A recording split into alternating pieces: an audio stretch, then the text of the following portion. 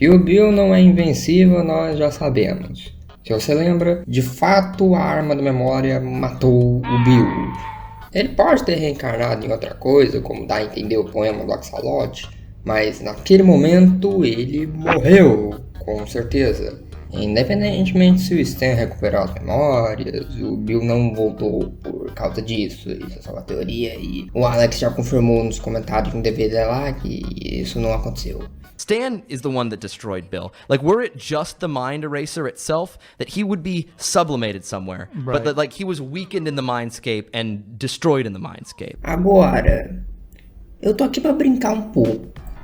Eu sei que já temos formas confirmadas de derrotar o Bill, como a Roda do Zodíaco, a arma do Ford e óbvio o próprio Axolote, mas eu tô aqui hoje pra supor, tentar achar outras formas atípicas de dentro da própria série que poderiam ser usadas para derrotar o Bill, porque eu realmente acho interessante explorar cada vez mais uma série que já acabou há muito tempo e impressionantemente ainda rende teorias novas até hoje.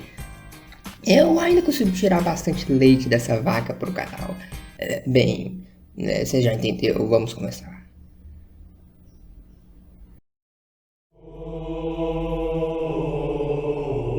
Bem, eu acho que o melhor que eu posso dizer primeiro é que a gente não sabe quase nada sobre o desejo do tempo. De informação, a gente só tem as coisas que foram ditas naquele episódio que apareceu. São bem poucos, por sinal. Ele nem é citado no Diário 3, que é um palco para curiosidades extras sobre quase tudo na série. Até a Bruxa do Tempo aparece e o Desejo do Tempo não. Mas pelo menos a gente ouviu no episódio do aniversário do SUS. Segundo o Blending, o Desejo do Tempo pode fazer literalmente qualquer coisa. Qualquer problema impossível resolvido. Simples assim, e sem nenhum paradoxo do tempo, do jeito que você quiser. Então é isso, deseja que o Bill nunca tenha existido, e já que o desejo não é afetado por paradoxos do tempo, então provavelmente isso não afetaria o rumo das coisas, e a história correria normalmente, sem nada de errado, e nenhuma mudança drástica no passado, e pronto, Bill vencido. Tá, talvez seja um pouco mais complicado que isso. A gente não tem nada do Diário 3, então essas falas do Blending é tudo que a gente conhece sobre os poderes do Desejo do Tempo.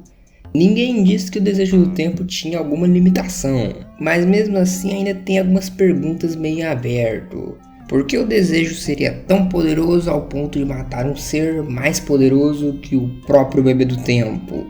Isso cria uma pergunta bem grande. Se foi o Bebê do Tempo que criou o desejo, por que o bebê não usou o desejo para derrotar o Bill? Dá pra dizer que ele não fez isso porque ele é um bebê burro. Ele só pensou que ameaçar o Bill ia fazer ele se render. O ponto faz sentido, né? Ele é um bebê e age como um bebê a série toda, mas ainda é uma resposta bem boba, eu vou focar só nisso. Além que o próprio Bebê do Tempo nunca disse a frase que o desejo faz qualquer coisa.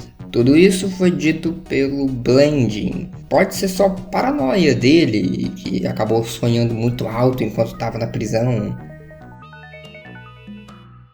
Mas também não tem nada que prove que as falas do Blending são falsas, até que os policiais concordavam com ele.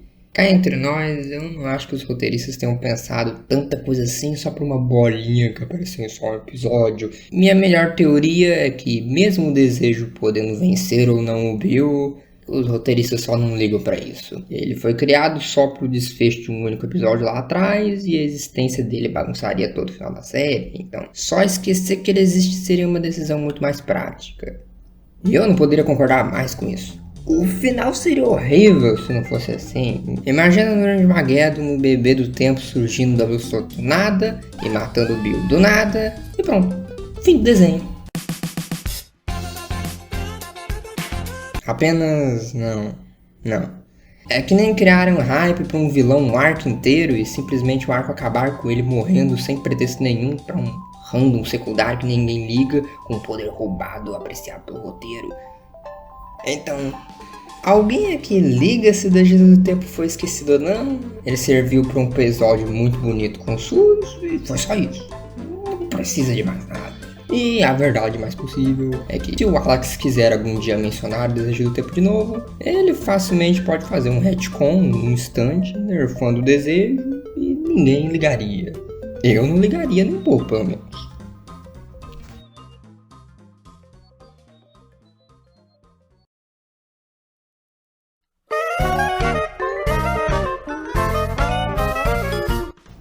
Esse eu tenho quase certeza que dá certo.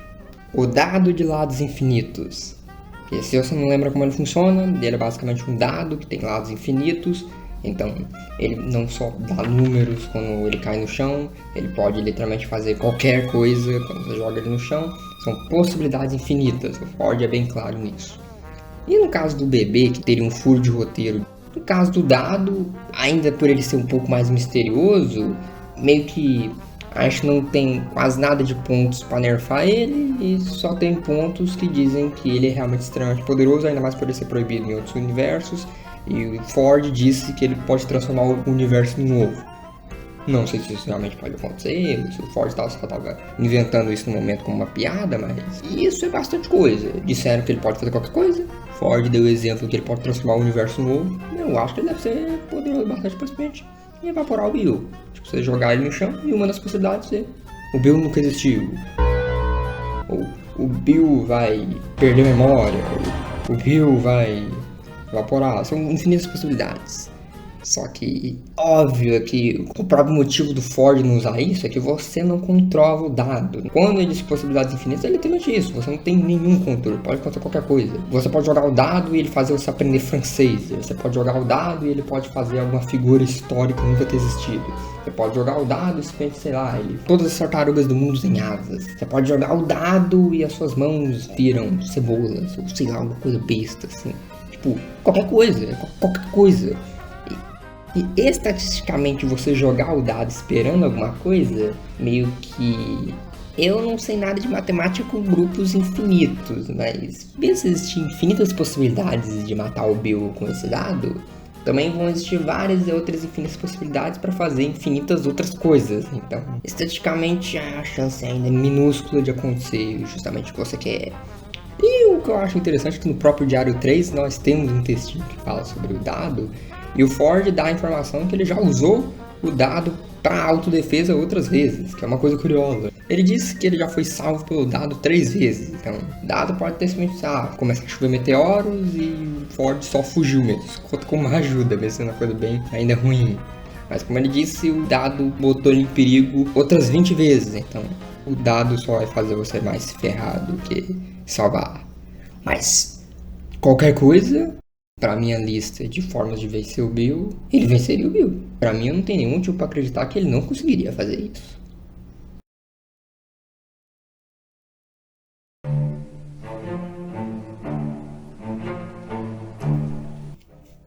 Tá, esse item parece meio piada, mas escuta primeiro o que eu vou falar. Quando alguém olha para os olhos do Embrete, essa pessoa vê o seu pior medo e fica numa espécie de estado de transe paralisado por um tempo desconhecido, como aquele calor que disse lá, ou você surta e força sem controle também por um tempo desconhecido.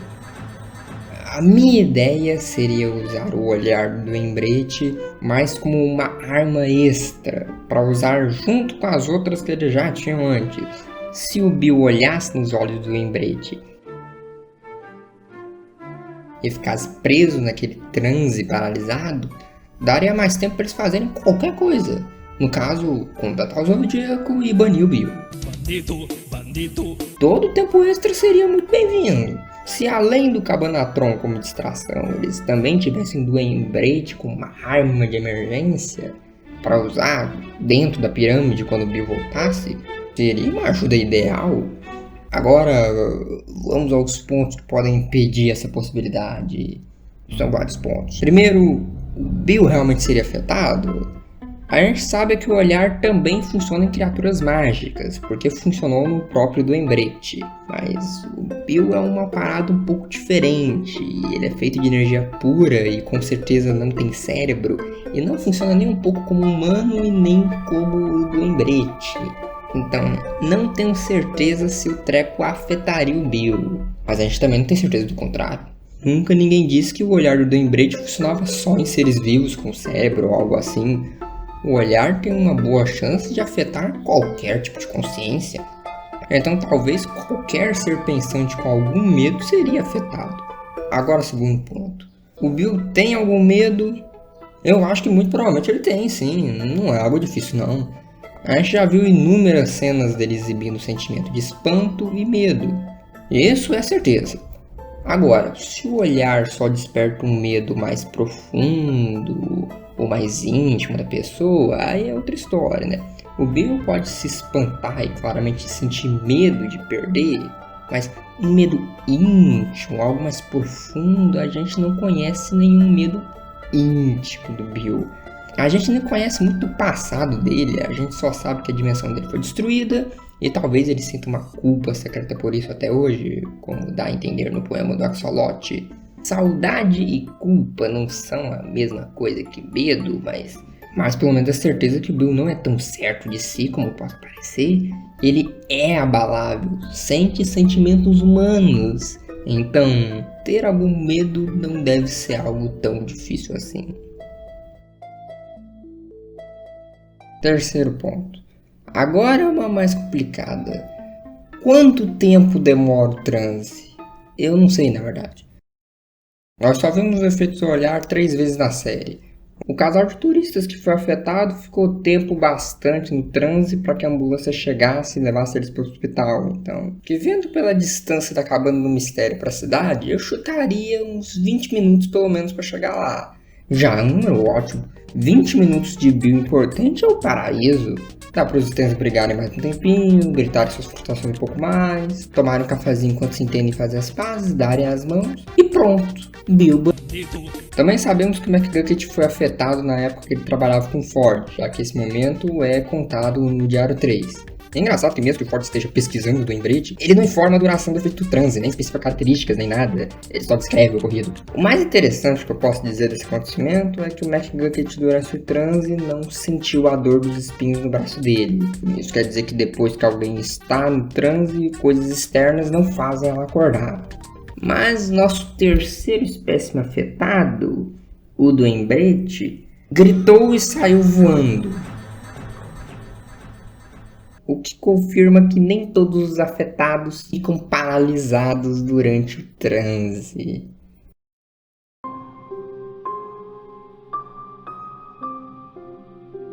Mas eu não considero isso um problema. Se o Bill fizesse essa mesma coisa, ficasse louco, saísse correndo, quebrando as coisas sem rumo, seria uma ótima chance para todo mundo fugir.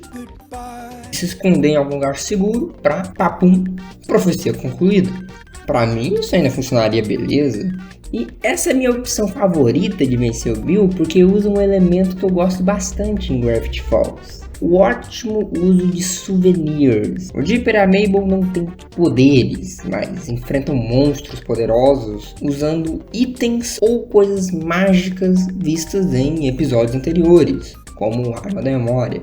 Soa como uma solução mais natural para os problemas que a série impõe, por ser algo que já foi introduzido antes e indiretamente, sutilmente, suas regras foram postas antes para ela simplesmente voltar e ser usada como um recurso para vencer um problema em episódios seguintes. É uma ótima recompensa para o espectador junto disso, e a série poderia facilmente usar bem mais isso, como achar o principal do Dipper, que abre qualquer fechadura e ele nunca usou ela, só lá aqui.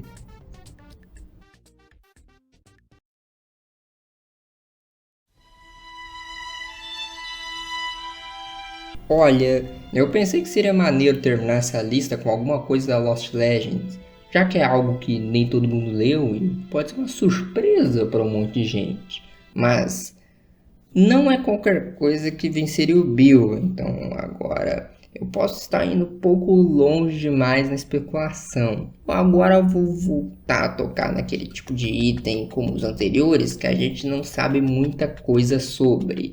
Mas esse agora vai além, a gente não sabe nada, porque esse personagem é só uma piada mesmo. Eu tô falando do narrador dos quadrinhos amaldiçoados, eu esqueci o nome deles, da história da Lost Legends, Comics Up. O Stan esconde os quadrinhos do SUS acidentalmente num baú amaldiçoado Ford, que dá mágica aos quadrinhos ou algo assim, e faz o Stan ficar preso lá dentro. O que importa pra gente agora é que dentro do mundo mágico dos quadrinhos que o baú criou, tem um narrador que fica dizendo tudo que tá acontecendo pra fazer aquelas piadas, os personagens questionando as coisas que o narrador tá falando, e eu até acho engraçado. Eu tô botando ele aqui mais por uma cena em que o SUS pega o balão de texto do narrador com as mãos e reescreve o conteúdo do balão ele mesmo.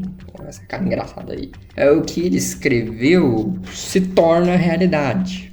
Puramente isso. Ele escreve que eles iam ganhar poderes maneiros e descer a porrada em todo mundo. E é exatamente isso que acontece. Não foi dito por ninguém que qualquer coisa que fosse escrita aconteceria, assim como 2 itens anteriores. Mas o que a gente viu foi que o que o SUS escreveu se tornou realidade.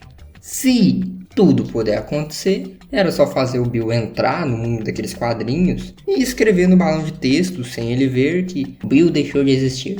E bum, Bill vencido. Mas é como eu disse, a gente só viu isso acontecendo, não foi dito. Sendo sincero, eu só achei mesmo um tópico interessante para ser relembrado. Para colocar aqui no final da lista mesmo. Eu entendo que parece trapaça, mas eu achei que seria legal falar Lost Legends de alguma coisa que eu acho que quase ninguém nem se lembra que aconteceu. Mas tem muita chance que isso não venceria o Bill.